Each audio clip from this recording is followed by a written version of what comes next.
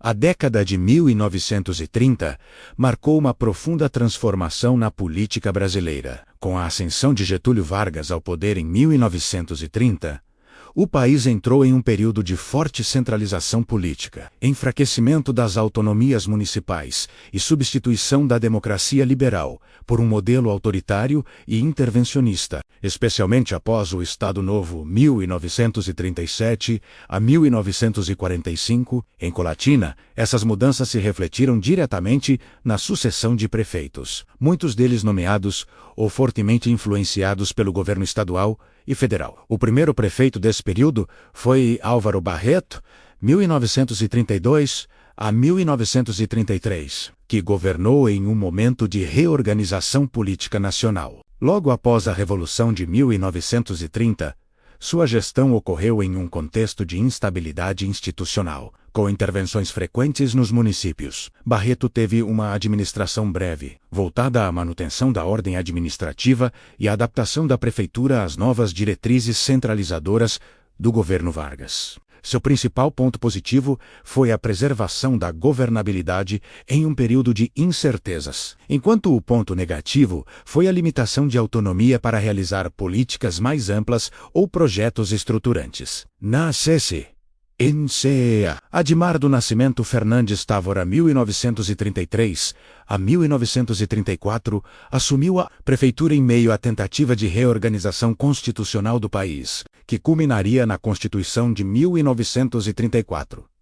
Sua gestão refletiu esse momento de transição. Buscou conciliar os interesses locais com as exigências do governo central. Távora deu continuidade à administração pública, priorizando a estabilidade institucional e a obediência às determinações do Estado. Como ponto positivo, manteve a cidade funcionando em meio às incertezas políticas. Como ponto negativo, sua gestão foi curta e com pouca capacidade de promover transformações significativas. Ainda nesse mesmo período, Justiniano de Melo e Silva Neto, 1933 a 1934, ocupou a prefeitura, reforçando a lógica de alternância rápida de gestores típica da era Vargas. Justiniano já demonstrava traços de liderança política e visão administrativa que se consolidariam em gestões posteriores. Mesmo com pouco tempo à frente do executivo municipal, buscou organizar a administração e fortalecer a presença do poder público. Seu ponto positivo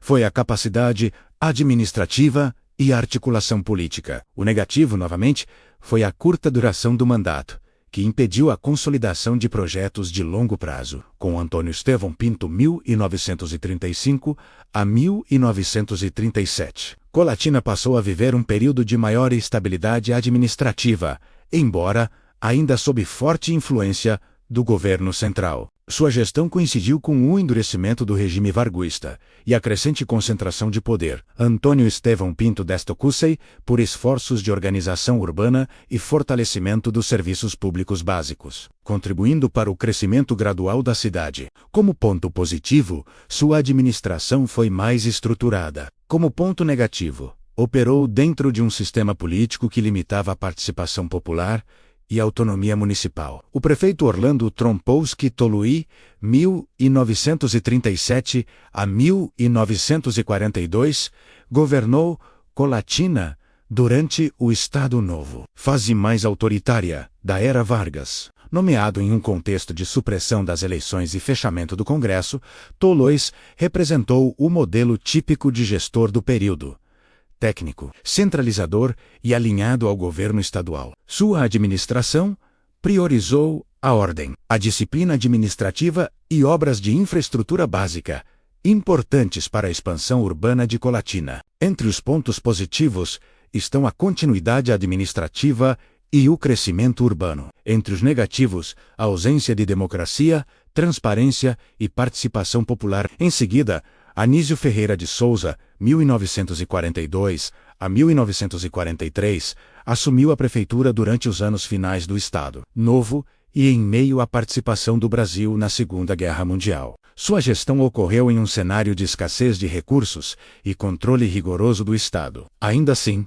Anísio buscou manter os serviços essenciais e garantir a funcionalidade administrativa do município. O ponto positivo de sua gestão foi a estabilidade em um período crítico. O negativo foi a impossibilidade de avançar em grandes projetos devido às restrições políticas e econômicas. O último prefeito de mandato mais longo do Estado Novo, em Colatina, foi Paulo Teixeira Leite de Vasconcelos, 1943 a 1945, governando nos momentos finais da Era Vargas. Sua administração acompanhou o desgaste do regime e o crescimento das pressões pela redemocratização. Vasconcelos deu continuidade às políticas de infraestrutura e organização urbana, preparando a cidade para o período democrático que se aproximava. Seu ponto positivo foi a transição administrativa relativamente estável. O negativo: a manutenção de um modelo autoritário já em crise. Em 1945,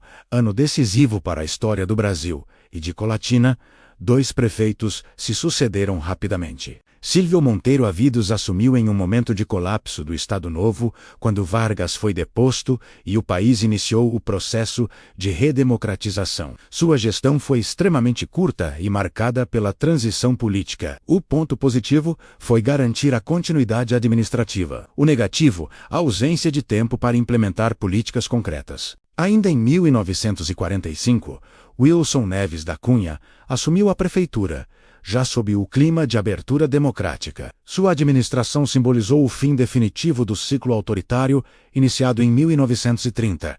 Embora breve, sua importância histórica reside em representar a passagem de Colatina para um novo período político, baseado na legalidade democrática e na retomada das eleições. Em síntese, entre 1932 e 1945, a história política de Colatina esteve profundamente ligada à Era Vargas, refletindo suas características centrais: centralização do poder, redução da autonomia municipal, alternância rápida de prefeitos e foco em ordem e infraestrutura. Se, por um lado, esse período trouxe avanços administrativos e crescimento urbano, por outro, limitou a participação popular e a democracia local. Ainda assim, foi nesse contexto que Colatina consolidou suas bases institucionais, preparando-se para a fase democrática que se iniciaria após 1945.